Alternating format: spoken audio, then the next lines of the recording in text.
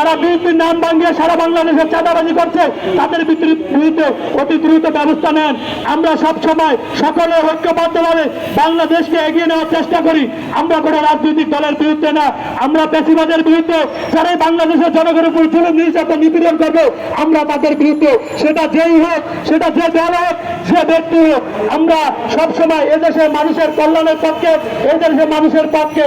আগামীতে যারা এই অন্যায় অপচার জুলুমবাজি করার চেষ্টা করবে বাংলাদেশে, আপনার দলকে যদি নিয়ন্ত্রণ না করতে পারেন, যুব দলকে যদি নিয়ন্ত্রণ না করতে পারেন, ছাত্র দলকে যদি নিয়ন্ত্রণ না করতে পারেন, স্বেচ্ছাসেবক দলকে যদি নিয়ন্ত্রণ না করতে পারেন, তাহলে আমরা মনে রাখবো আপনি যে বিদেশের মাটিতে এখন বসে বসে সুন্দর কথা বলছেন, এগুলা সবই নাটক।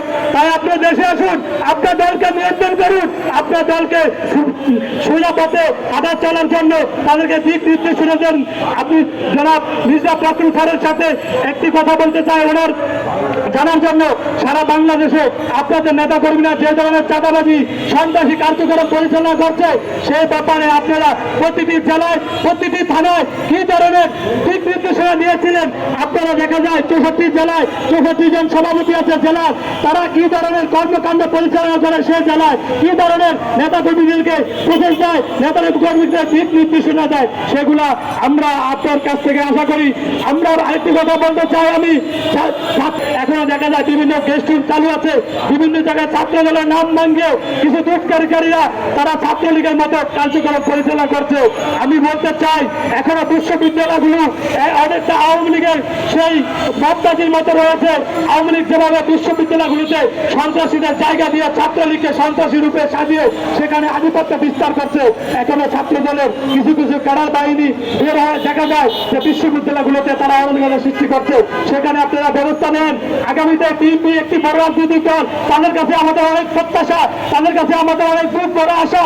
এদেশে মানুষ বিএনপিকে ভালোবাসে, তাই বিএনপির যে সুনাম নষ্ট হচ্ছে, বিএনপির নামে যে অপরাধ সংগঠিত হচ্ছে বিএনপির ব্যানারে, কারা এগুলো করছে, আমরা তাদের বিরুদ্ধে।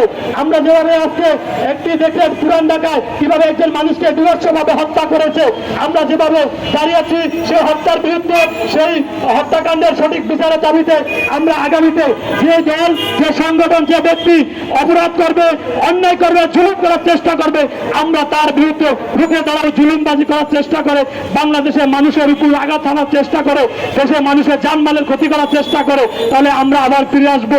আমরা রাজপথে ছিলাম পেশিবাদের বিরুদ্ধে, আগামী দিনে কেউ পেশিবাদ হওয়ার চেষ্টা করলে আমরা তাদের বিরুদ্ধে থাকবো। আমরা সবসময় দেশ ও দেশের মানুষের পক্ষে